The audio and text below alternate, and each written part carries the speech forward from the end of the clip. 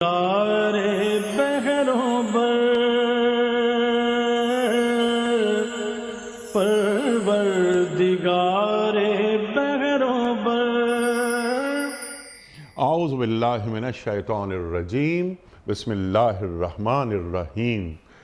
ان اللہ وملائکتہ یصلون علی النبی یا ایہا الذین آمنوا صلوا علیہ وسلموا تسلیما۔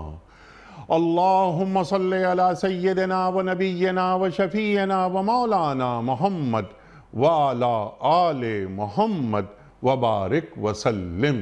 محترم خواتین و حضرات، السلام علیکم۔ پیام صبح کے ساتھ ایک بار پھر حاضر، میں ہوں آپ کا میزبان انیق احمد۔ روزانہ آپ کی خدمت میں حاضر ہوتے ہیں، قرآن کریم کی چند آیات پر بات کرواتے ہیں، اپنے ملک کے ممتاز عالم دین سے سیکھتے ہیں اور قرآن کریم سے قریب آنے کی کوشش کرتے ہیں۔ قرآن کریم کیا فرما رہا ہے اور کس طرح ہمیں وقار کے ساتھ جینا سکھا رہا ہے۔ خواتین و حضرات، آج کی جو آیات ہیں قرآن کریم کی جن پر ہم بات کروائیں گے اپنے معزز مہمان سے، وہ سورہ شورى کی آیات 19 اور 20 ہیں۔ مشہور آیات ہیں، گفتگو میں بہت آتی ہیں، بڑی اہم آیات ہیں۔ خواتین و حضرات، یعنی اللہ تعالیٰ اپنے بندوں پہ کتنا مہربان ہے، اللہ لطیف بعبادہ، یہاں سے بات شروع ہو رہی ہے۔ خواتین و حضرات، اس کا پس منظر ذرا کچھ پہلے اس پہ بات کر لیتے ہیں کہ مشرکین مکہ اور کفار کیا یہ کہتے تھے کہ یہ قیامت کب آئے گی، قیامت آ کیوں نہیں جاتی، ہم پہ عذاب ٹوٹ کیوں نہیں پڑتا، نعوذ باللہ نعوذ باللہ نعوذ باللہ۔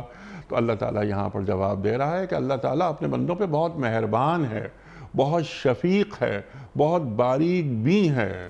اللہ اکبر، وہ اپنے نافرمانوں کو بھی رزق دیتا ہے۔ اللہ لطیف بعبادہ یرزق من یشاء۔ اللہ اکبر۔ اللہ آگے فرما رہا ہے کہ وہ جو قوی اور عزیز ہے، وَهُوَ الْقَوِيُّ الْعَزِيزُ۔ اللہ اکبر، دو صفات اپنی یہاں پر بیان فرما رہا ہے۔ خواتین و حضرات، لطیف پہ بات کروائیں گے، اس آیت کے پس منظر پہ ہم بات کروائیں گے۔ پھر اللہ فرماتا ہے اگلی آیت میں کہ جو دنیا میں اپنے اعمال کا بدلہ چاہتا ہے، اپنی دنیا اصل میں آخرت کی کھیتی ہے، یہ ہم ظاہر پروگرام میں کئی دفعہ بات کروا چکے ہیں اس موضوع پر۔ تو اللہ تعالیٰ فرما رہا ہے کہ جو آخرت کی کھیتی چاہتا ہے ہم اس کی کھیتی کو بڑھا دیتے ہیں، اور جو دنیا کی کھیتی چاہتا ہے اسے ہم دنیا ہی میں دے دیتے ہیں، مگر آخرت میں اس کا کوئی حصہ نہیں ہوتا۔ اب یہاں دو چار سوالات ضرور ہم اٹھائیں گے کہ جو آخرت کی کھیتی کے لیے کام کرتا ہے تو کیا اسے دنیا میں کچھ نہیں ملتا؟ ایک سوال اور ہم یہ اٹھائیں گے کہ جو رزق اللہ ہمیں دیتا ہے، وہ اللہ تعالیٰ کا اپنے بندوں کو رزق دینے کا طریقہ کیا ہے، اللہ کی سنت کیا ہے رزق کے حوالے سے۔ رزق کہتے کسے ہیں؟ رزق محض یہ مال دولت جو ہم نے کھا لیا بس وہی، یا اولاد بھی رزق، علم بھی رزق، اچھے دوست بھی رزق؟ خواتین و حضرات، سیکھیں گے بہت ساری باتیں۔ ہمارے لیے بڑی خوشبختی کی بات تشریف فرما ہے محترم مفتی محمد زبیر صاحب۔ خواتین و حضرات، مفتی محمد زبیر صاحب فارغ التحصیل دارالعلوم کراچی، محتمم جامعہ صفا، ہمارے ملک کا ایک ممتاز، مقبول اور معروف نام، پیام صبح میں تشریف لاتے ہیں اور ہمیشہ ہم مفتی صاحب سے سیکھتے ہیں۔ مفتی محمد زبیر صاحب کو خوش آمدید کہتے ہوئے پروگرام کا آغاز کرنا چاہوں گا اللہ تعالیٰ کے بابرکت نام سے سورہ شورى اور آیات 19 اور 20۔ اعوذ باللہ من الشیطان الرجیم، بسم اللہ الرحمن الرحیم۔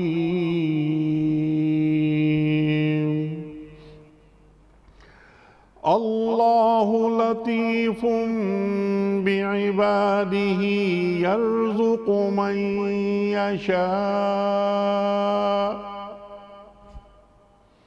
وَهُوَ الْقَوِيُّ الْعَزِيزُ۔ من كان يريد حرث الآخرة نزد له في حرثه ومن كان يريد حرث الدنيا نؤته منها وما له في الآخرة من نصيب صدق اللہ العظیم۔ اللہ اپنے بندوں پر بہت مہربان ہے، جسے جو کچھ چاہتا ہے دیتا ہے، اور وہ بڑی قوت والا اور زبردست ہے۔ جو کوئی آخرت کی کھیتی چاہتا ہے اس کی کھیتی کو ہم بڑھاتے ہیں، اور جو دنیا کی کھیتی چاہتا ہے اسے دنیا ہی میں دے دیتے ہیں، مگر آخرت میں اس کا کوئی حصہ نہیں ہے۔ صدق اللہ العظیم۔ محترم مفتی محمد زبیر صاحب کی خدمت میں اس سے پہلے کہ ہم آج کے پروگرام کے حوالے سے پہلا سوال رکھیں، کل کے پوچھے گئے سوال کا درست جواب اور آج کا سوال آپ کی خدمت میں۔ کل کا سوال یہ تھا کہ غزوہ احد میں مسلمان لشکر کی تعداد کتنی تھی؟ درست جواب 754۔ آج کا سوال نوٹ فرما لیجئے، غزوہ بدر میں شہید ہونے والے مسلمانوں کی تعداد کتنی تھی؟ 14، 18 یا 22؟ جو درست جواب آپ سمجھتے ہوں روانہ فرمائیے۔ ہمارے فون نمبرز ہیں 0092213452709۔ ہمارا دوسرا فون نمبر ہے 009221343000980۔ ہمارا ای میل ایڈریس ps@dunyatv.tv، ہمارا SMS کا نمبر 3031، اور ہمارا واٹس ایپ کا نمبر ہے 009232500194۔ حضرت ارشاد فرمائیے، سورہ شورى اور آیت نمبر 19 پہ ہم پہلے بات کرتے ہیں۔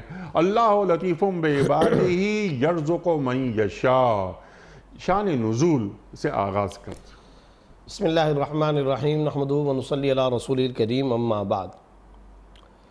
قرآن کریم کی یہ دو آیات غیر معمولی اہمیت رکھتی ہیں۔ ساری کی ساری آیات ہی اپنی معنویت کے اعتبار سے غیر معمولی تاکیدی اہمیت رکھتی ہیں۔ آپ کو معلوم ہے کہ قرآن کریم کے اندر کئی جگہوں پر اللہ رب العزت نے کفار کے اس نظریے کو بیان کیا ہے کہ ایک تو معاملہ یہ کہ جب دنیا میں ہم ہنس کھیل کود رہے ہیں تو آخرت میں بھی ہمارے ساتھ یہی معاملہ ہوگا۔ ہماری جب دنیا اچھی ہے تو ہماری آخرت بھی اچھی ہوگی، نمبر ایک۔ نمبر دو، ان کا نظریہ یہ ہوا کرتا تھا کہ جب ہم اللہ کے ہاں بقول تمہارے اگر ہم راندہ درگاہ ہیں، اگر ہم برے ہیں، تو پھر یہ رزق ہمیں کیوں مل رہا ہے؟ کھجوروں کے باغات لہلہا کیوں رہے؟ مال اور متاع کے بھرے ہوئے اونٹوں کے کجاوے اطراف زمین سے ہمارے پاس آ کیوں رہے؟ یہ دنیا کے اندر زمین ہمارے لیے غلہ کیوں اگا رہی؟ اور یہ دنیا کے اندر ہمیں پیسے، چکا چوند، ریل پیل، مادی دنیا ہمیں کیوں دستیاب، کیوں باہم میسر آ رہی؟ کیوں یہ ساری کی ساری نعمتیں مل رہی؟ اے محمد صلی اللہ علیہ وسلم، آپ کے بقول ہم اللہ کے نافرمان بندے، گناہگار، کفار ہیں، باطل ہیں، شر ہیں، تو پھر اللہ رب العزت ہمیں یہ سارا رزق کیوں دے رہا ہے؟ یہ ان کے مختلف قسم کے نظریات تھے۔ جا بجا مختلف مقامات پر اللہ رب العزت نے ان کفریہ، باطل اور ناجائز اور حرام نظریات کی تردید فرمائی۔ چنانچہ ان کے انہی نظریات کی تردید کرتے ہوئے یہ جو آیت ہے، اس میں اللہ رب العزت نے ارشاد فرمایا اللہ لطیف بعبادہ۔ یہاں آپ کو معلوم ہے کہ بعبادہ، عباد عبد کی جمع ہے، اللہ نے بعبادہ المسلمین نہیں فرمایا کہ اللہ رحم کرنے والا، نرمی کرنے والا، احسان کرنے والا۔ ابن عباس رضی اللہ عنہ اور بعض صحابہ کرام نے لطیف کا ترجمہ محسن سے کیا ہے کہ اللہ رب العزت احسان کا معاملہ کرنے والا ہے اپنے بندوں پر، کرم کا، غیر معمولی مہربانی کا اور احسان کا معاملہ کرنے والا ہے اپنے بندوں پر۔ یہاں بعبادہ المسلمین نہیں فرمایا، عباد کا لفظ آیا، عباد کے اندر کفار بھی ہیں مسلمان بھی ہیں. ٹھیک. اللہ احسان کا معاملہ کرتا ہے کافروں پر بھی اور مسلمانوں پر بھی، سارے کے سارے بندوں پر. وہ کیسے احسان کا معاملہ؟ اگلا جملہ اس احسان کی عملی تصویر اور عملی طور پر اس کی تشریح. کیا؟ یرزق من یشاء، اللہ رب العزت رزق عطا کرتا ہے. کمپنی کا جو باس ہوتا ہے، کمپنی کا جو مالک ہوتا ہے، اگر اس نے سیلری دینی ہے، اگر اس نے پیسہ دینا ہے، اگر اس نے کفالت اور روزگار کا معاش کا انتظام کرنا ہے، تو زیادہ سے زیادہ دنیا کا قانون اور رواج اور کلچر یہ ہوتا ہے کہ وہ اپنی ہی کمپنی کے افراد تک محدود رہتا ہے. اس کو کسی دوسری کمپنی کے امپلائیز کی تو کوئی پرواہ نہیں ہے نا. باپ اگر کفالت اور رزق کا انتظام اور بندوبست کرتا ہے ظاہری طور پر اسباب کی دنیا میں، تو وہ اپنی اولاد کی فکر کرتا ہے. پڑوس کی اولاد کے بارے میں تو اس کے اوپر کوئی ذمہ داری قانونی اعتبار سے نہیں ہے. دنیا کے اور بچوں کے بارے میں تو نہیں ہے، وہ اپنے بچوں کے لیے صبح سے رات تک کمائی کرتا ہے. تو ایک عام والد یہ قانون رکھتا ہے اپنے بچوں تک، ایک کمپنی والا اپنے امپلائیز و ملازمین تک، ایک ادارہ، ایک آرگنائزیشن، ایک مملکت، ایک ریاست، ایک اسٹیٹ، ایک ملک، وہ اپنے ملک کے باشندوں تک کی فکر کرتا ہے. لیکن یہی تو فرق ہے بندے میں اور اللہ میں. اللہ رب العزت فرماتے ہیں اللہ لطیف بعبادہ، تمہارا تو معاملہ یہ کہ تم اس تک محدود، تم اس تک محدود، تم گھرانے اور فیملی اور خانوادے تک محدود، اور تمہارا معاملہ یہ کہ تم صرف اور صرف اپنی کمپنی اور ادارے تک محدود. لیکن الخلق عیال اللہ، مخلوق یہ پورے کا پورا تو اللہ کا کنبہ ہے. سبحان اللہ. امت اجابت ہو کہ امت دعوت، سبحان اللہ. وہ کافر ہوں کہ مسلمان، اللہ رب العزت نے رزق دینا ہے اور اللہ تعالیٰ رزق دے رہا ہے. بلکہ بعض اوقات ایک اور معاملہ ہوتا ہے، اپنوں کو تو دال ساگ پہ راضی کر لیا کرتا ہے، غیروں کو اعلیٰ درجے کے کھانے کھلاتا ہے. یہ اللہ رب العزت کا عجیب تکوینی نظام چلتا ہے. تو اللہ رب العزت کفر کی وجہ سے کسی کو رزق سے محروم کر دیں، یہ اللہ نہیں کرتا. تو یہی تو اللہ کا لطف ہے، یہی تو اللہ کا کرم ہے. عجیب و غریب بات ہے، گالیاں دے رہے ہیں وہ نعوذ باللہ اللہ کی ذات کو، برا بھلا کہہ رہے ہیں، نہیں مان رہے، اللہ پھر بھی رزق دے رہا ہے. اللہ تعالیٰ ان کو پھر بھی دنیا کے اندر معاش دے رہا ہے، روزگار دے رہا ہے. قاری محمد طیب صاحب رحمۃ اللہ علیہ لکھا ہے رب کی تعریف کیا ہوتی ہے. رب کی تعریف ہی یہی ہے، رب کا مطلب ہی یہی ہے، پیدا بعد میں کرتا ہے، رزق کا انتظام پہلے کرتا ہے. سبحان اللہ. ماں کے سینے کے اندر دودھ سے لے کر، دنیا کا کوئی ڈاکٹر تو بتائے نا کہ جب بچہ پیٹ کے اندر ہو تو کس انجیکشن کے ذریعے، کس چیز کے ذریعے اس تک رزق پہنچایا جا سکتا ہے. کون ہے وہ ذات جو اس تک رزق پہنچاتی ہے؟ وہ اللہ رب العزت کی ذات ہے. پیدا ہو جاتا ہے، اللہ رب العزت ماں باپ کو اس کا نوکر بنا دیتا ہے، وہ کماتے ہیں، اس کو لا کر کے دیتے ہیں. احسان کا بھی معاملہ کسی پر نہیں، اللہ کی طرف سے مقررہ ہے. پھر اس کے بعد آگے بڑھتے بڑھتے والدین محنت کرتے، پھر اللہ تعالیٰ اس کو طاقت اور قوت عطا کر دیتا ہے، وہ روزگار کا اپنے لیے انتظام کرتا ہے. اللہ لطیف بعبادہ، اللہ رب العزت نے فرما دیا میری طرف سے احسان کا معاملہ یہی ہے، جو نہیں مانتے میں ان کو بھی رزق دیتا ہوں. ایک تو ان کے ان نظریات باطلہ کی تردید ہو گئی، کفر کی وجہ سے رزق سے محرومی کا معاملہ نہیں ہوگا. اس سے قانون بھی پتہ چلا. وہ کیا پتہ چلا؟ دین بقدر کسب آئے گا، کیا بات، رزق بقدر مقدر آئے گا. اگر آپ یہ بتائیے کہ کسب کی وجہ سے اگر رزق نے آنا ہوتا اور نظریے کی وجہ سے آنا ہوتا، اللہ کو ماننے پر موقوف ہوتا، تو دنیا میں تو کسی کافر کو رزق نہ ملتا. لیکن اللہ تعالیٰ پھر بھی دے رہا ہے. ہاں جہاں تک ہدایت کا معاملہ ہے اس میں کسب چلے گا. جو جتنے زیادہ محنت کرے گا اس کو ہدایت ملے گی. ہدایت مل گئی، اس کے بعد اگلا اسلام کے اندر اعلیٰ درجہ اس کو کب ملے گا؟ نیکیاں کب ملیں گی؟ جتنی محنت کرتا چلا جائے گا، جو نمازیں پڑھے گا، جو روزے رکھے گا، جو برائی سے بچے گا، جو داعی بنے گا، جو اسلام کا مبلغ بنے گا، جو اشاعت دین کرے گا، جو اچھائی کو پھیلائے گا، اس مقام میں جو جتنا ترقی کرے گا. تو پتہ چلا دین بقدر کسب ملتا ہے، بقدر جد و جہد ملتا ہے. دین کو اللہ نے جد و جہد کے ساتھ جوڑا ہے. رزق کو اللہ نے لطیف بعبادہ یرزق من یشاء، تمہارا معاملہ نہیں ہے، اللہ تعالیٰ دیتا ہے. لیکن جب دین کا معاملہ ہے تو والذین جاہدوا فینا لنہدینہم سبلنا. یہ لنہدینہم سبلنا بعد میں ہوگا، پہلے والذین جاہدوا فی ہوگا.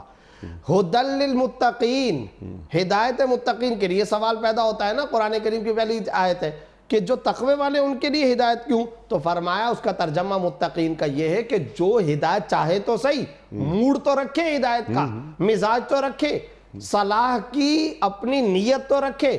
ورنہ حدیث کے اندر کیا آتا ہے؟ ان اللہ یرفع بہذا الکتاب اقواما ویضع بآخرین. سوال پیدا ہوتا ہے، آپ صلی اللہ علیہ وسلم نے ارشاد فرمایا اللہ اس کتاب کے ذریعے قوموں کو بلندیاں عطا کرتے ہیں، رفعتیں عظمتیں عطا کرتے ہیں. کسی آدمی کو اللہ تعالیٰ نام دیتے ہیں، چڑھاتے ہیں، عزت اور مقام میں بلند دیتے ہیں. اور پھر اگلا جملہ کیا ہے؟ اس کتاب کے ذریعے اللہ تعالیٰ بہت سارے لوگوں کو پست اور ذلیل فرماتے ہیں. تو سوال یہ پیدا تو قرآن کے ذریعے تو پستی نہیں آ سکتی ہے، زوال نہیں آ سکتا. جواب اس کا کیا ہے؟ اگر کوئی بیان کے اندر آئے گا اور وہ اس بیان کے اندر نیتوں کا فطور رکھتا ہے، کیڑے نکالنا چاہے گا، ہدایت اس کا مقصود نہیں ہے، وہ چاہتا ہی نہیں ہے صلاح اور فلاح، تو پھر اللہ رب العزت اس نیت کی وجہ سے اسے راندہ درگاہ فرمائیں گے، ذلیل اور پستی، اس کو پستی کا شکار کریں گے. اب معاملہ یہ ہے، ٹھیک. اچھا، ایک ایک جملے پر ہم ذرا کلام جی ہاں بالکل، ایک ایک جملے پر. تو لطیف آپ نے بالکل واضح کر دی. مہربانی اور محسن. مہربانی، محسن، بعض مفسرین نے اس کو شفیق بھی اچھا، بعض مفسرین نے اب یہ باریک بین بھی لکھا ہے. تو یہ باریک بین، اللہ اکبر اللہ اکبر، کیونکہ وہ باریکیوں کو بھی جانتا ہے. جیسے آپ نے بات فرمائی کہ الخلق عیال اللہ، تمام مخلوق اللہ کا کنبہ ہے. اللہ اسے معلوم ہے رزق میں کم نہیں کروں گا، تو میں نوازتا رہوں گا. اللہ اکبر. رزق کو مفتی صاحب ذرا کھول دیجئے. ہم صرف کھانے پینے تک رزق کو رکھتے ہیں، رزق کے معنی مفاہیم کیا ہیں؟ جی انیس صاحب، تو میں گزارش یہ کرتا ہوں کہ جیسا کہ پہلا جو جملہ تھا اللہ لطیف بعبادہ، اس سے تو ان کے اس نظریے کی تردید ہو گئی کہ ہم کافر ہیں تو ہم کو رزق کیوں مل رہا ہے، اس کا مطلب ہے ہم حق پر ہیں. اللہ نے فرمایا نہیں، یہ حق ہونے کی علامت نہیں ہے، اللہ کا احسان ہے. اللہ رب العزت اسلام کی وجہ سے رزق دے اور کفر کی وجہ سے رزق کو بند کر دے، پھر تو امتحان ہی نہ ہوا نا. پھر تو امتحان ہی نہ ہوا، ساری دنیا کے لوگ مسلمان ہو جائیں گے کیونکہ ہم کو روٹی چاہیے، آٹا چاہیے. اللہ نے یہ معاملہ رکھا ہی نہیں ہے. یہ ہدایت کا معاملہ ہے جو نیت اور دماغ اور دل کے ساتھ متعلق ہے. اس کے بعد اللہ رب العزت نے فرمایا یرزق من یشاء. اس کے اندر دو پہلو ہیں. پہلی بات تو جیسا کہ آپ نے پوچھا کہ رزق سے مراد کیا ہے. ہمارے ہاں رزق سے مراد عام طور پہ لیا جاتا ہے پیسہ، مال، دولت. یہ ہمارے ہاں عام طور پر یہ بالکل غلط ہے. رزق کا مطلب یہ ہے کہ اللہ رب العزت کی طرف سے عطا، وہ دوستوں کی شکل میں بھی، عزت کی شکل میں بھی، آبرو کی شکل کے اندر بھی، مقام کی شکل کے اندر بھی. اور اللہ رب العزت کی طرف دیکھیں، یہ شہرت کس نے دی ہوتی ہے؟ اللہ. یہ عزت کون دیتا ہے؟ اللہ. دوست کون دیتا ہے؟ اللہ. علم، سب سے بڑا رزق تو علم ہے. اللہ سب سے بڑا رزق، جو سب سے بڑی عطا ہے، کیونکہ یہ براہ راست اللہ کی صفت ہے. اور انبیاء کرام علیہ السلام کو، کیونکہ بخاری کی پہلی حدیث کیا ہے؟ ان الانبیاء لم یورثوا دینارا ولا درہما انما ورثوا العلم. انبیاء میراث کے اندر ترکے اور جائیداد میں درہم و دینار نہیں چھوڑتے، وہ علم چھوڑا کرتے ہیں. علم ان کی میراث، علم ان کا ترکہ، علم ان کی جائیداد ہوا کرتی ہے. تو یہ اللہ رب العزت عطا فرماتے ہیں. ایک تو ہمیں اپنے دماغوں کی اس بات کی اصلاح کرنے کی ضرورت ہے کہ رزق سے مراد ہم پیسہ، 99 روپیہ، درہم، اشرفی، یہ جو ریال، ڈالر، یہ جو ہم سمجھتے ہیں اور اس تک محدود رہتے ہیں، بالکل غلط ہے. کیا دنیا کے اندر ایسے بے شمار لوگ موجود نہیں ہیں کہ دیکھنے کے اعتبار سے ظاہری طور پر تو کچھ زیادہ پیسہ نہیں ہے ان کے پاس، مال و دولت نہیں ہے، لیکن خدا نے ان کو عزت دی، اللہ نے ان کو علم سے نوازا. تو کیا اتنا زیادہ اللہ رب العزت نے جو ان کو علم عطا فرمایا تو وہ مرزوق نہیں ہے؟ کیا اللہ نے ان کو رزق نہیں دیا ہوا ہے؟ یقیناً دیا ہوا ہے، بہترین رزق دیا ہوا ہے اور اعلیٰ درجے کا رزق دیا ہوا ہے. ایک تو یہ رزق کا جو مفہوم ہے، اس کے اندر ہمیں اپنی دماغی اصلاح کرنے کی ضرورت. اس کے ساتھ ساتھ انیق صاحب ایک بہت اہم ترین علمی نقطہ، یہ جو یرزق من یشاء ہے، اس سے پہلے کیا ہے؟ اللہ. اس کا کیا مطلب ہے؟ اللہ یرزق من یشاء، اللہ رزق دیتا ہے. یہ بہت سارے انسانی غموں کا مداوع ہے. حسد ختم ہو جانا چاہیے، حرام خوری ختم ہو جانی چاہیے. دنیا کے اندر یہ جو ہم برائی کرتے ہیں اور برا راستہ اختیار کر کے ہم رزق تلاش کرنے کی کوشش کرتے ہیں، ان سب کا خاتمہ ہے. کیا وجہ ہے کہ قرآن کریم میں جا بجا اللہ رب العزت کے بارے میں یہ کہا گیا یرزق من یشاء، اللہ رزق دیتا ہے. چنانچہ یہاں پر کیا آ رہا ہے؟ اللہ لطیف بعبادہ یرزق من یشاء، یہ آ رہا ہے نا. سورہ آل عمران آیت نمبر 27 اللہ رب العزت کیا فرماتا ہے؟ ترزق من یشاء بغیر حساب، جس کو چاہتا ہے اللہ بغیر حساب کے رزق دیتا ہے۔ سورہ آل عمران آیت نمبر 37 ان اللہ یرزق من یشاء بغیر حساب، بے شک اللہ تعالیٰ جس کو چاہتا ہے بغیر حساب کے رزق عطا کرتا ہے۔ سورہ نور آیت نمبر 38 کے اندر کیا ہے؟ وہاں پر اللہ تعالیٰ واللہ یرزق من یشاء بغیر حساب، وہاں پر بھی اللہ رب العزت یہ فرما رہے ہیں۔ یہ سورہ نور کے اندر آیت نمبر 38 کے اندر اللہ تعالیٰ نے فرما دیا۔ ایک اور مقام پر ان اللہ لہو خیر الرازقین، اللہ بہترین رزق دینے والا ہے، اللہ رزق دیتا ہے۔ سوال یہ پیدا ہوتا ہے کہ یہ کیا وجہ ہے؟ میں نے یہ 5-6 آیتیں تو آپ کے سامنے پیش کر دی۔ اللہ یرزق من یشاء، ان اللہ یرزق من یشاء وترزق من یشاء، اللہ هو خیر الرازقین، ان اللہ لہو خیر الرازقین۔ یہ کیوں اللہ تعالیٰ بار بار ارشاد فرما رہے ہیں؟ بس یہ نقطہ ہمیں اس آیت کے اندر سمجھنا چاہیے۔ سب سے پہلی بات تو یہ ہے کہ رزق دینے والا اللہ بار بار عقیدہ ٹھیک کروا رہے ہیں، میں ہوں، رزق میں دیتا ہوں، جس کو چاہتا ہوں میں رزق دیتا ہوں۔ تم ایک دوسرے پہ حسد کیوں کرتے ہو؟ تمہارا معاملہ لڑائی کا بنتا ہی نہیں ہے۔ اچھا یہ آیتیں اللہ نے بار بار فرمائی نا، لیکن انیق صاحب دلچسپ آیت سورہ زخرف آیت نمبر 32، وہاں اللہ نے اور وضاحت کر دی۔ وہ کیا فرمایا رزق کے حوالے سے؟ اہم یقسمون رحمت ربک، وہ لوگ اللہ کی رحمت کو رزق کو تقسیم کرتے؟ نحن قسمنا بینہم معیشتہم فی الحیات الدنیا، ہم تقسیم کرتے ہیں معیشت کو۔ کتنی وضاحت کے ساتھ، نحن قسمنا بینہم معیشتہم فی الحیات الدنیا، اور آگے کیا فرما رہے ہیں؟ کوئی حسد کا راستہ نہیں۔ وَرَفَعْنَا بَعْضَهُمْ بَعْض، اور ہم بعض کو بعض پر ترجیح دیتے ہیں۔ لِيَتَّخِذَ بَعْضُهُمْ بَعْضًا سُخْرِيًّا، تاکہ ایک دوسرے سے تابع بن کر کے کام نکالے۔ سرکولیشن آف ویلتھ، محتاجی ایک دوسرے کی، ایک دوسرے کے ذریعے سے رزق کا یہ پورا گھومنا، مالی گردش، یہ جو پورا کا پورا زر مبادلہ گھوم رہی ہے، اللہ کا تکوینی نظام۔ اور پھر آگے کیا ہے؟ وَرَحْمَتُ رَبِّكَ خَيْرٌ مِّمَّا يَجْمَعُونَ، تیرے رب کی رحمت ان کے درہم و دینار سے زیادہ اعلیٰ درجہ رکھتے۔ یہ دیکھیں، یہ جو بار بار یرزق من یشاء ترزق من یشاء ان اللہ هو الرزاق ذو القوۃ المتین، یہ بھی ایک اور ہے۔ یہ جو 7-8 آیتیں میں نے آپ کے سامنے پیش کی، بار بار قرآن کریم یرزق من یشاء یرزق من یشاء، دراصل اللہ رب العزت بتا رہے ہیں۔ پہلا نقطہ، پورے معاشرے اور سماج کے اندر آج جو آگ لگی ہوئی ہے، اس کو اتنا مال، اس کی کوٹھی، اس کا 500 گز کا مکان، اس کا 1000 گز کا گھر، میرا مکان چھوٹا اعلیٰ اور میری گاڑی چھوٹی، اس کا عہدہ بڑا میرا عہدہ چھوٹا، اس کی پروموشن مسلسل میری پروموشن رکی ہوئی، اس کے پاس باہر سے پیسہ میرے پاس پیسہ کم، اس کی سیلری زیادہ میری سیلری کم، برتن اس کے پاس زیادہ، کراکری کا سامان میرے پاس کم۔ یہ جتنے جھگڑے دنیا کے اندر ہیں، ان کی اللہ کی نظر کے اندر کوئی ویلیو نہیں۔ اللہ اسی عقیدے کو ٹھیک کر رہا ہے۔ بار بار اللہ تعالیٰ فرما رہے ہیں تم اس سے لڑتے کیوں ہو؟ دینے والا تو میں ہوں، میں معطی ہوں، میں قاسم ہوں، میں دیتا ہوں۔ نحن قسمنا، اسی سے لفظ نکلا نا قاسم، میں دے رہا ہوں۔ عطا کرنے والا معطی حقیقی کون؟ میں۔ مؤثر حقیقی کون؟ میں۔ تم مرزوق، میں رازق۔ میں بہتر جانتا ہوں نا کس کو کتنا دینا ہے، یہ میرا کام ہے نا۔ جب یہ میرا کام ہے تو تمہارا حسد بنتا ہی نہیں ہے، بغض آپس کے اندر بنتا ہی نہیں ہے۔ میری تقسیم پر اعتراض نہ کرو، نہیں کر سکتے، اور تمہارا یہ حسد کا بغض کا دروازہ مستقل بند ہو جانا چاہیے۔ ایک تو بات یہ، دوسرے نمبر پر یہ بات ہے حرام خوری کی طرف کیوں جاتا ہے انسان؟ کیوں حرام کام کی طرف جاتا ہے؟ جب اللہ یہ فرما رہے ہیں جب تم بطور مسلمان یہ عقیدہ رکھنے پہ پابند ہو، اور جا بجا درجنوں آیات میں، کئی آیتیں تو پیش بھی کر دی، ان آیات میں اللہ تعالیٰ بار بار جب یہ عقیدہ ٹھوک کر بار بار کوٹ کوٹ کر مسلم دماغ کے اندر بھر رہے اور بیان فرما رہے ہیں اللہ رب العزت کہ میں رزق دینے والا ہوں، تو اب سوال یہ پیدا ہوتا ہے کہ کیوں ہمارے بارے میں ہمیں دل دماغ کے اندر حرام کی طرف جانے کا مزاج پیدا ہوتا ہے؟ اگر اللہ دینے والا ہے تو پھر اللہ حرام راستے سے تو نہیں دے گا، اللہ تو حلال راستے سے دے گا۔ ہم کیوں حرام کی طرف اپنے پیر اٹھاتے ہیں؟ کیوں حرام کی طرف ہمارے ہاتھ لپکتے ہیں؟ کیوں ہم ہاتھ بڑھاتے ہیں؟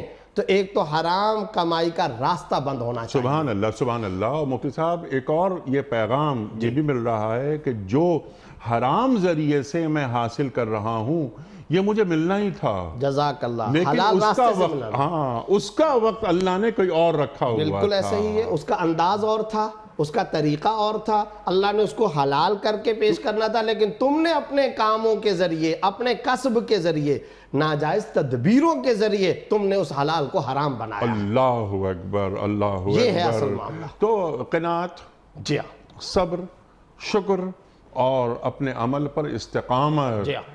اللہ تعالیٰ مجھے مایوس نہیں کرے گا، جو مجھے ملنا ہے وہ میرا، جو مجھے ملے گا وہ دنیا کا کوئی بھی شخص نہیں چھین سکتا۔ ان نفسا لن تموت حتی تستکمل رزقہا، آپ صلی اللہ علیہ وسلم کیا ارشاد فرما رہے ہیں، بے شک کوئی نفس نہیں مرے گا جہاں تک کہ جب تک وہ اپنے رزق کو مکمل نہ کر لے۔ 12واں سپارہ کہاں سے شروع ہو رہا ہے؟ وَمَا مِن دَابَّةٍ فِي الْأَرْضِ إِلَّا عَلَى اللَّهِ رِزْقُهَا۔ اچھا عجیب بات ہے نیک صاحب، وہاں 12ویں سپارے کی ابتدا میں اللہ رب العزت فرما رہے کوئی چوپایا، جی ہاں، ارے یہ تو اشرف المخلوق ہے نا انسان، جی ہاں، کوئی چوپایا اور جانور ایسا نہیں۔ آگے لفظ کیا ہے؟ یہ نہیں کہ اللہ فرما رہے ہیں میں رزق دیتا ہوں نا، اللہ رزقها، اللہ پر ہے اس کا رزق۔ جی ہاں، اور آگے پھر یہ بھی بتا دیا انسانوں کے لیے، شاید تمہیں اس بات کا گمان ہو کہ پتہ نہیں اللہ تعالیٰ کو کیڑے مکوڑے حشرات الارض کا ٹھکانہ پتہ ہے یا نہیں، تو فرمایا یعلم مستقرها و مستودعها، اللہ تعالیٰ اس جانور کے گھونسلے کو بھی جانتا ہے، گھونسلے کو چھوڑ کر وہ کہاں کہاں جا رہا ہے اللہ تعالیٰ کو وہ بھی پتہ ہے، اللہ رب العزت کو سب پتہ۔ چنانچہ آپ صلی اللہ علیہ وسلم نے ایک حدیث کے اندر فرمایا لو توکلتم علی اللہ حق توکلہ تغدو خماسا وتروح بطانا، اگر تم اللہ کی ذات پر توکل کرو اور حق توکل ادا کرو تو اللہ تعالیٰ لرزقتم مثل الطیور، تمہیں رزق دیا جائے گا پرندوں کی طرح، کہ صبح کے وقت میں یہ پرندے باہر نکلتے ہیں بھوکے پیٹ، وَتَرُوحُ بِطَانَا، رات کے وقت میں آتے ہیں تو اپنے بطن اور اپنے پیٹوں کو بھر کر کے آتے ہیں، اور پھر فرمایا یہ نہیں کہ وہ صرف اپنا پیٹ بھر کر کے آتے ہیں، گھونسلے کے اندر جو چھوٹے بچے ہیں ان کے لیے بھی خوراک لے کر کے آتے ہیں، رزق ان کے لیے بھی لے کر کے آتے ہیں۔ چنانچہ یہ جو بات ہے نا یعلم مستقرہا و مستودعہا، اسی کو اس آیت کے اندر بیان کرنے کے لیے اللہ نے اپنی صفت یہاں بیان کی، وہ القوی، جی اللہ قوی ہے، اللہ تعالیٰ جانتا ہے، اللہ تعالیٰ قوی ہے، وہاں تک رزق پہنچائے گا، تمہارا رزق کوئی چھین ہی نہیں سکتا ہے، اللہ طاقت رکھنے والا ہے۔ چنانچہ ایک حدیث کے اندر آپ صلی اللہ علیہ وسلم نے کیا ارشاد فرمایا، اگر کالا پہاڑ، کالی گھٹا ٹوپ اندھیری رات، ظلمت شب کے اندر اس کالے پہاڑ پر کالی چٹان، اور اس کالی چٹان پر کالی چھوٹی چونٹی، اللہ اس کی چال بھی سنتا ہے، اللہ تعالیٰ نے اس کو بھی رزق پہنچانا ہے، اللہ تعالیٰ اس کو رزق پہنچاتے ہیں۔ تو اب ہمیں اپنا عقیدہ ایک تو ٹھیک کرنا چاہیے۔ افسوس کی بات یہ ہے نیک صاحب کہ ہم عام طور پر لفظوں کی حد تک بیان کرتے ہیں، ایک پان بیچنے والا، ایک سبزی بیچنے والا، ایک خاک روب، ایک روڈ کی صفائی کرنے والا، ایک عام آدمی بھی یہ جملہ جانتا ہے اللہ رزق دینے والا ہے، جانتا ہے، لیکن کیوں نہیں حق یقین، کیوں نہیں عین الیقین، بس کوشش کرتا ہے، کیوں نہیں ہمیں اس بات پر پختہ پکا یقین آتا کہ رزق دینے والی حقیقی رازق ذات اللہ رب العزت کی ہے، مجھے اللہ کی تقسیم پہ راضی رہنا ہے۔ ہاں ان ساری باتوں کا یہ مطلب بالکل بھی نہیں ہے کہ کوئی شخص ہماری اس گفتگو سے یہ مطلب اخذ کرنے لگ جائے کہ مجھے محنت نہیں کرنی، محنت اور تدبیر اختیار کرنی ہے، کیونکہ وہ بھی اسی اللہ کا آرڈر ہے، سبحان اللہ، وہ بھی اسی اللہ رب العزت نے حکم دیا ہے کہ تم اپنی تدبیریں اختیار کرو۔ چنانچہ کیا ہے سورہ جمعہ کے اندر، اذا قضیت الصلاۃ فانتشروا فی الارض وابتغوا من فضل اللہ، جب نماز پڑھ لیے، جمعے کے دن بھی چھٹی نہیں ہے، تم کیا کام کرو، زمین میں پھیل جاؤ، وابتغوا من فضل اللہ، اللہ کے فضل کو تلاش کرو۔ حضرات مفسرین نے فرمایا یہاں فضل سے مراد رزق ہے، تو اللہ کے رزق کو تلاش کرو، جانا تو پڑے گا، لقمہ خود بخود بن کر تمہارے منہ میں آ جائے ایسا نہیں ہوگا، لیکن اس بات کو یاد رکھو، تمہارے ہاتھ میں کسب، تمہارے ہاتھ میں محنت، تمہارے ہاتھ میں ہے تدبیر، لیکن اس کے بعد ایک اور سسٹم چلتا ہے جس کو کہا جاتا ہے تکوین و تقدیر۔ وہ تکوین اور تقدیر اللہ کا معاملہ، اللہ کا دائرہ اختیار چھوڑ دیا جائے۔ اور ایک ذرا سا ایک تھوڑا سا ایک شاید کروڑ جملہ، پھر اللہ میاں کا آڈٹ نہ کیا جائے۔ جی بالکل بالکل، اللہ کے جو کام ہے وہ اللہ ہی جانتا ہے، کس کو کم دینا ہے کس کو زیادہ دینا ہے، لیکن جو آپ نے بات کی سبحان اللہ، اپنی محنت آدمی کرتا رہے نتیجہ اللہ پہ چھوڑ دے اور اللہ کی تقسیم پہ اعتراض نہ کرے۔ مفتی صاحب، جو کوئی آخرت کی کھیتی چاہتا ہے اس کھیتی کو ہم بڑھاتے ہیں، اللہ اکبر۔ جو دنیا کی کھیتی چاہتا ہے اسے دنیا ہی میں دے دیتے ہیں، مگر آخرت میں اسے کچھ نہیں ملے گا، یہ اللہ فرما رہا ہے۔ اب یہ بہت اہم بات ہے، بہت سارے نکات ہیں اس کے اندر۔ کیا دنیا کی کھیتی الگ ہے اور آخرت کی کھیتی الگ ہے؟ ایک بات، دنیا کی کھیتی اگر میں چاہتا ہوں تو جس طرح وہ آخرت کی کھیتی میں مجھے کچھ نہیں ملے گا، جو قرآن فرما رہا ہے میں آخرت کو نگاہ میں رکھ رہا ہوں، تو کیا مجھے دنیا میں کچھ نہیں ملے گا؟ دیکھیں اس آیت کے اندر من کان یرید حرث الآخرہ نزد لہ فی حرثہ، جو آخرت کی کھیتی کا طالب رہے گا اور آخرت کو تلاش کرے گا، دل دماغ کے اندر، بیک آف دی مائنڈ نہیں، فرنٹ آف دی مائنڈ کے اندر آخرت کو رکھے، جس کو اردو میں کہا جاتا ہے مطمع نظر آخرت، و زاویہ نگاہ اللہ کی خوشنودی، سبحان اللہ، نظر اللہ رب العزت پر، نگاہ اللہ رب العزت پر۔ تو فرمایا نزید لہو فی حرثہ، تو ہم اس کھیتی میں اضافہ کرتے چلے جائیں گے، نشو و نما کریں گے، بڑھاتے چلے جائیں گے۔ حضرات مفسرین اور وہ مفسرین جو صحابہ کرام میں سے ہیں، ابن عباس رضی اللہ عنہما اور دیگر حضرات، انہوں نے فرمایا نزید لہو فی حرثہ کا مطلب ہے کہ اللہ اعمال کا ثواب اضعاف مضاعفہ دیں گے، یعنی اللہ تعالیٰ اعمال کا ثواب کئی گنا بڑھا چڑھا کر کے عطا کریں گے۔ اچھا، یہ جو دنیا کے اندر آخرت کی کھیتی، اس سے مراد کیا ہے؟ اس سے مراد یہ کہ آخرت کے لیے اعمال، سبحان اللہ، اور آخرت کے لیے اعمال تگ و دو، جد و جہد، صبح سے لے کر رات تک محنت، اور جب ہم صبح سے لے کر رات تک محنت کرتے رہیں گے تو اللہ رب العزت فرماتے ہیں نزید لہو فی حرثہ، تو ہم اس کی کھیتی میں اضافہ کریں گے۔ یہاں جو ایک اہم نقطہ ہے وہ نقطہ یہ ہے کہ اللہ رب العزت نے ایک عجیب بات ارشاد فرمائی۔ یہ جو آپ نے سوال کیا نا، اس سوال کا جواب اسی آیت کے اندر ہے۔ اللہ نے یہاں پر فرمایا، اور یہ ذرا توجہ کے ساتھ سننے کا، من کان یرید حرث الآخرہ نزد لہو فی حرثہ، جو آخرت کی کھیتی چاہے گا، یعنی اعمال اچھے کرے گا، اچھے اعمال، نماز روزہ زکوٰۃ میں سادہ آسان لفظوں بنا کر کے، اب جو دنیا کے اندر یہ اچھے اعمال کرے گا تو ہم اس کی آخرت کی کھیتی میں اضافہ کریں گے۔ یہاں پر اللہ نے یہ نہیں فرمایا کہ ہم دنیا سے محروم کر دیں گے، یہ اللہ نے فرمایا ہی نہیں ہے۔ اس کا مطلب کیا ہے کہ اس کو دنیا بھی ملے گی۔ ہمارے استاد فرمایا کرتے تھے کہ یار اللہ رب العزت خنزیر اور کتے کو بھوکا نہیں چھوڑتے، اسلام کے داعی کو بھوکا چھوڑ دیں گے، دین کا کام کرنے والے کو اللہ رب العزت بے روزگارہ چھوڑ دیں گے، اس کو رزق نہیں ملے گا، اس کو معاش گا، انتظام اللہ فرمائیں گے۔ کیسے ہو سکتا ہے؟ ہم اللہ کے نوکر ہیں، اللہ کے دین کے خادم ہیں، اور جب ہم اللہ کے دین کے خادم ہیں، اللہ تعالیٰ ہمیں آٹا نہ دے، اللہ ہمیں روزی رزق نہ دے، ایسا نہیں ہو سکتا۔ دنیا کے لوگوں کے دلوں میں اللہ ہماری محبت ڈالے گا، اور اللہ رب العزت رزق کا انتظام کہاں سے کریں گے؟ مَن يَتَّقِ اللَّهَ يَجْعَلْ لَهُ مَخْرَجًا وَيَرْزُقْهُ مِنْ حَيْثُ لَا يَحْتَسِبُ، جو اللہ سے تقوی اختیار کرتا ہے تو اللہ تعالیٰ اس کے لیے راستے کھولتا ہے اور ایسی جگہ سے رزق عطا کرتا ہے جہاں اس کا گمان بھی نہیں جاتا۔ تو اس آیت کے پہلے حصے میں اللہ نے یہ بالکل نہیں فرمایا جو آخرت کا کام کرے گا، اچھے اعمال کرے گا، یہ تو فرمایا ہم اس کی آخرت والی کھیتی میں اضافہ کریں گے، لیکن یہ نہیں فرمایا کہ اس کو دنیا سے نہیں دیں گے۔ لیکن اب آپ اگلا حصہ سن لیجئے، وَمَنْ كَانَ يُرِيدُ حَرْثَ الدُّنْيَا نُؤْتِهِ مِنْهَا، جو دنیا کی کھیتی چاہے گا ہم اس کو دنیا دے دیں گے، لیکن وَمَا لَهُ فِي الْآخِرَةِ مِن نَصِيبٍ، اس کا آخرت میں کوئی حصہ نہیں ہوگا۔ اچھا، اب یہاں پر ذرا اور وضاحت میں چاہتا ہوں کہ آپ سے اور سیکھیں ہم، دنیا کی کھیتی میں اور آخرت کی کھیتی میں کیا فرق ہے؟ دنیا کی کھیتی سے مراد دو چیزیں ہیں۔ پہلا معاملہ تو یہ ہے کہ صبح سے لے کر رات تک دنیا کی جائز، ناجائز کا نہیں کہہ رہا ہوں، جائز محنت وہ کرتا ہے، اور دنیا کی محنت وہ کرتا رہتا ہے، لیکن اس طرح کے رزق، تجارت، بزنس، کھیتی باڑی کی محنت کر رہا ہے کہ اس نے آخرت کو مکمل طور پہ بھلا دیا، آخرت کے لیے کوئی کام نہیں کر رہا، فرائض اور واجبات تک وہ پورا نہیں کر رہا، اسلام کے تقاضوں کو بھی پورا نہیں کر رہا، شریعت کے تقاضوں کو بھی پورا نہیں کر رہا۔ اب کیا معاملہ ہے؟ وہ چونکہ اپنا مطمع نظر دنیا کو رکھ چکا، فرسٹ پریورٹی دنیا، مبلغ علم دنیا، تمنا اور آرزو دنیا، دنیا ہی دنیا، صبح سے لے کر رات تک دنیا۔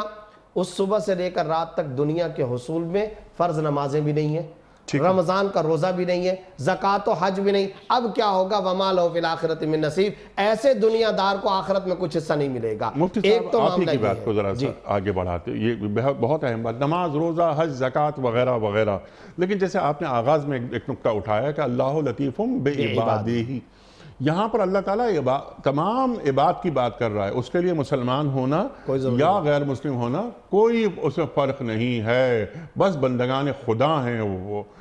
تو کیا یہاں پر کیا ایک اشارہ اس جانب بھی ہے کہ جو لوگ اہل ایمان ہیں وہ جو اپنی زندگی گزارتے ہیں وہ آخرت کو ذہن میں رکھ کے گزارتے ہیں، اور جو اہل ایمان نہیں ہوتے وہ بس دنیا داری بابر باعش کوش کے عالم دوبارہ نیست، ایسا نہیں ہے، ہمیں اٹھایا جائے گا، جواب دہی ہوگی۔ ارشاد۔ ایک ہے مادہ پرستی، ایک ہے حق پرستی۔ یہ جو دنیا دار ہیں جن کا وما لہ فی الآخرۃ من نصیب کے اندر تذکرہ کیا جا رہا ہے، یہ وہ لوگ ہیں کہ جن کا معاملہ یہ ہے کہ وہ ایک تو اہل کفر جنہوں نے آخرت پر ایمان ہی نہیں رکھا، آخرت کو سامنے رکھ کر دنیا کے اندر زندگی نہیں گزار رہے، منکرین آخرت، منکرین خدا، منکرین اسلام، کفار، وما لہ فی الآخرۃ من نصیب۔ اب ان کا معاملہ یہ ہے کہ آخرت کے اندر ان کو کچھ بھی نہیں ملنے والا، لیکن بعینی یہ آیت ان مسلمانوں پر بھی صادق آئے گی، ان مسلمانوں پر بھی صادق آئے گی، لیکن وہ درجہ بدرجہ۔ جو مسلمان تو ہیں، آخرت کا ایمان تو رکھتے ہیں، لیکن ان لوگوں کا معاملہ یہ ہے کہ وہ اعمال صالحہ نہیں کرتے، گناہوں کے مرتکب ہیں، تو اب یقینی طور پر معال کار بالآخر تو وہ جنت میں جائیں گے، لیکن ایک لمبے عرصے تک ما لہ فی الآخرۃ من نصیب، ایک لیمٹ ایسی ہوگی کہ اس میں ان کا آخرت کے اندر کوئی حصہ نہیں ہوگا۔ اصل بات تو یہ آیت ہے کفار سے متعلق، وما لہ فی الآخرۃ من نصیب، کہ آخرت میں ان کا کوئی حصہ نہیں ہے، لیکن وہ مسلمان جو دنیا کے اندر فرائض اور واجبات کی کسی قسم کی پرواہ نہ کرتے ہوں، درجہ بدرجہ مگر اس سے کم تر، ان کے اوپر بھی یہ آیت فٹ ہوتی ہے۔ ایک اور نقطہ امام راضی رحمۃ اللہ نے یہاں لکھا ہے اور بڑا قابل غور ہے، بڑا دلچسپ۔ آیت کے اس حصے کے اندر اللہ رب العزت فرما رہے ہیں من کان یرید حرث الآخرہ نزد لہ فی حرثہ، جو آخرت کی کھیتی کا طالب ہوتا ہے نا تو ہم اس کو اضافہ کرتے ہیں۔ اچھا، اس کا مطلب ہے کہ ایک تو ہم آخرت اس کو دے دیں گے اور پھر اضافہ بھی کریں گے، لیکن جس وقت لفظ آیا دنیا کا تو بتا دیا ومن کان یرید حرث الدنیا نؤتی منہا، دنیا چاہے گا نا تو کچھ تھوڑا سا دے دیں گے اس کو۔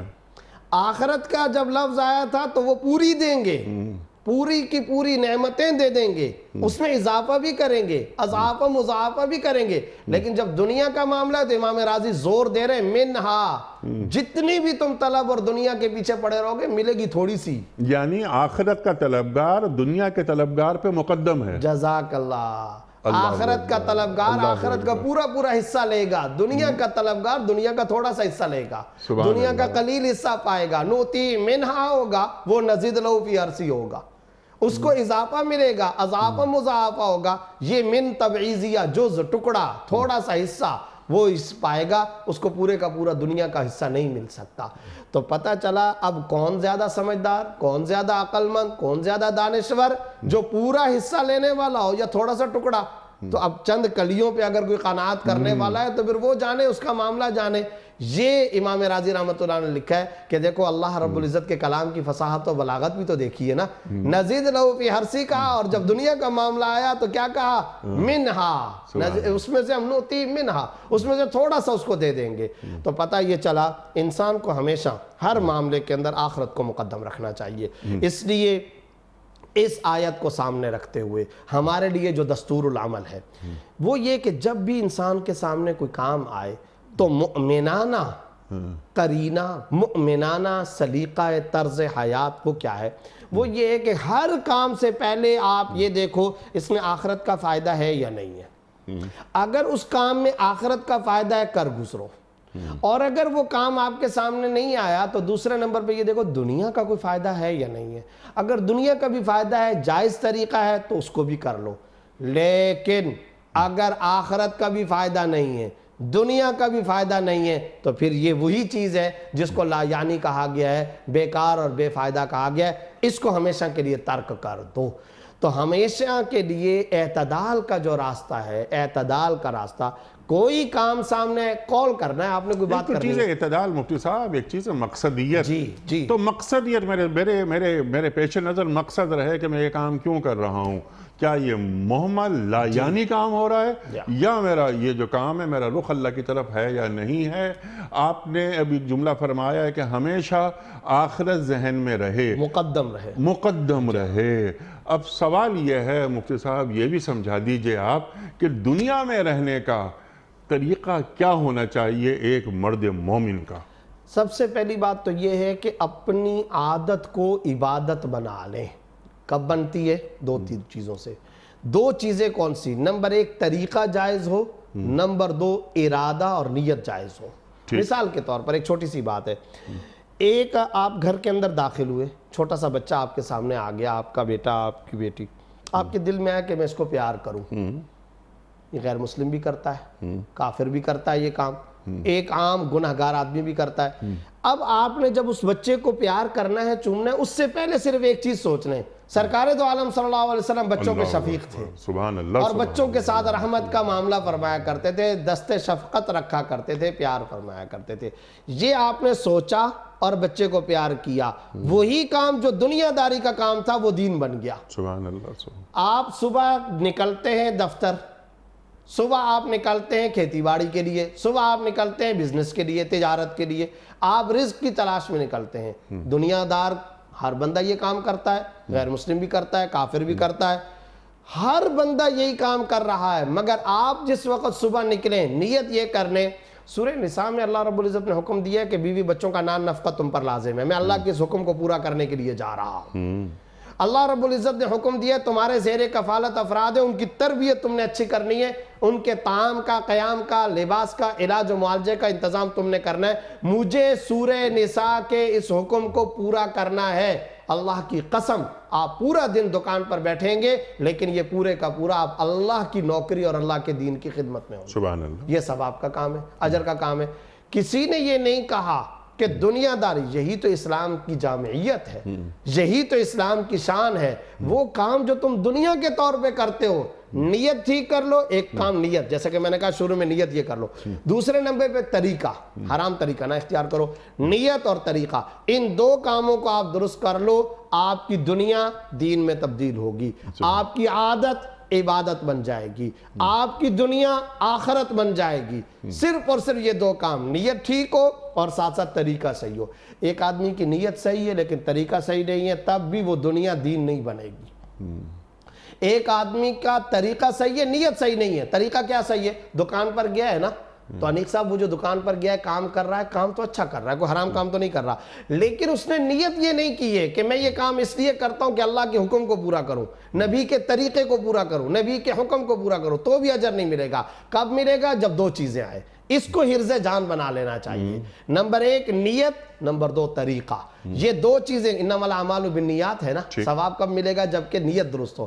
تو یہ دو طریقے کر لیں، خدا کی قسم دنیا کے سارے کام اعلیٰ درجے کے دینی کام بن جائیں گے، اور ان دنیاوی کاموں پر بھی اجر و ثواب ملے گا۔ سرکار دو عالم صلی اللہ علیہ وسلم نے تو یہاں تک بھی فرما دیا، یہ جو بیوی کو تم لقمہ منہ کے اندر جو نوالا ڈالتے ہو، آسمان پر اللہ رب العزت خوش ہو رہے ہوتے ہیں۔ نیت کیا کر لو؟ مجھے اللہ نے حکم دیا حسن سلوک کا۔ نبی صلی اللہ علیہ وسلم کا طریقہ ہے اہل و عیال کے ساتھ خوش خلقی، اہل و عیال کے ساتھ ہمدردی اور ملاطفت کا مجھے حکم دیا گیا ہے۔ میں اس بنیاد پر نبی صلی اللہ علیہ وسلم کے نقوش پا پر چلنے کی کوشش کر رہا ہوں، وہی دنیاوی کام پورے کا پورا دینی کام بن جائے۔ اپنی دنیا کو دین کا خادم بنا رہے ہیں، ہر چیز میں اللہ اور اللہ کے رسول صلی اللہ علیہ وآلہ وسلم کی شمولیت۔ اللہ اکبر۔ آخری سوال آپ کی خدمت میں مفتی صاحب، یہ بھی ہمیں سمجھا دیجئے کہ دنیا سے ایسے جائیں کہ ہماری جو کنٹریبیوشنز ہیں، جو دنیا کو کچھ دے کے جائیں۔ جس طرح ہم دنیا میں آئے تھے تو ہمارے سے جو پہلے لوگ تھے، ان کی کنٹریبیوشن سے ہم استفادہ کرتے ہیں۔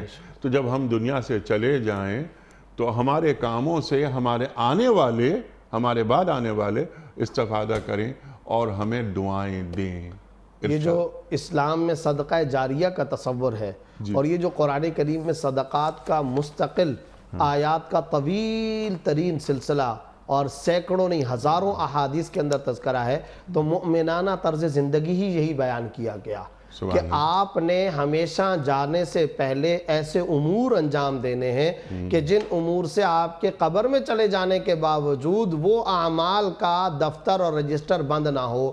چنانچہ آپ صلی اللہ علیہ وسلم نے فرمایا کہ بیٹا یا بیٹی کو اگر اچھی تربیت دیتے ہیں تو آپ صلی اللہ علیہ وسلم نے عجیب بات ارشاد فرمائی کہ اگر تم نے اپنے بچے کو ایک ادب سکھایا، یہ اس کو آٹا اور کھانا دینے سے کئی گنا زیادہ بہتر ہے۔ سبحان اللہ۔ اللہ رزق تو دے دے گا، لیکن تم نے ادب سکھایا، اس کا اثر نسلوں تک چلے گا۔ اسی طریقے سے آپ صلی اللہ علیہ وسلم کیا فرما رہے ہیں؟ مسجد کی تعمیر، کیا ارشاد فرما رہے ہیں؟ کنواں سرائے خانہ، کیا ارشاد فرما رہے ہیں؟ درخت، کیا ارشاد فرما رہے ہیں؟ ایسے کام نہر کے، پانی کے۔ تو پتہ چلا انسان تو چلا گیا لیکن یہ جاری و ساری ہے۔ اور کیا آخرت کی کھیتی میں اضافے کا سبب بھی ہے؟ بالکل ایسا ہی ہے، بالکل یہی شامل ہے۔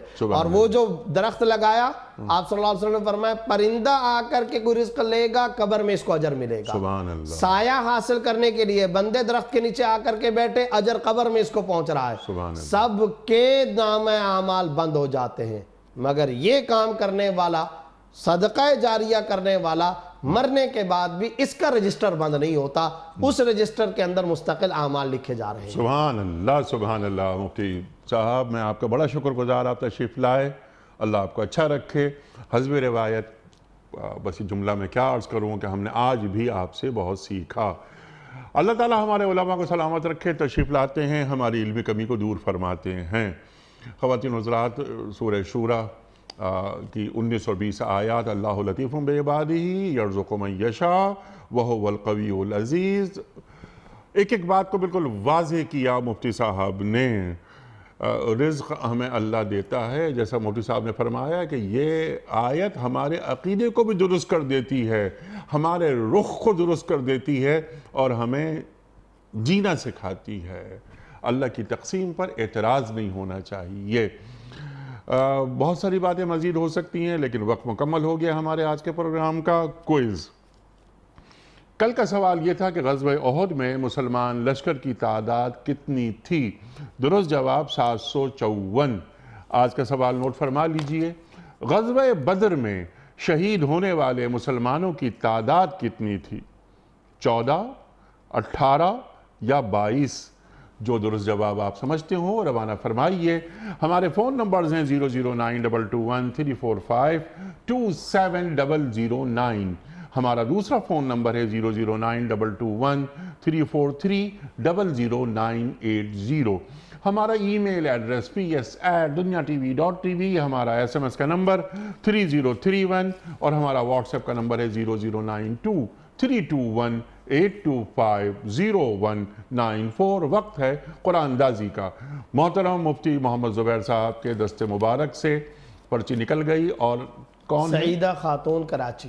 سعیدہ خاتون صاحبہ کراچی سے آپ کی خدمت میں دنیا ٹی وی کی جانب سے دینی کتب پر مشتمل گفٹ ہیمپر آپ کے گھر بذریعہ کوریئر روانہ کیا جا رہا ہے۔ آپ کو بہت بہت مبارک ہو۔ اختتام ہوتا ہے پیام صبح کا، جیسا کہ ہم اور آپ جانتے ہیں، ایک قول پر روزانہ، اور وہ قول ہوتا ہے صاحب نہج البلاغہ امیر المومنین حضرت علی مرتضیٰ کرم اللہ وجہہ کا۔ آپ فرماتے ہیں، صاحب انصاف صاحب کرم ہوتا ہے، صاحب انصاف صاحب کرم ہوتا ہے۔ سبحان اللہ، سبحان اللہ۔ اپنے میزبان انیق احمد کو کل تک کے لیے اجازت دیجیے۔ خدا حافظ۔ پروردگار بہروں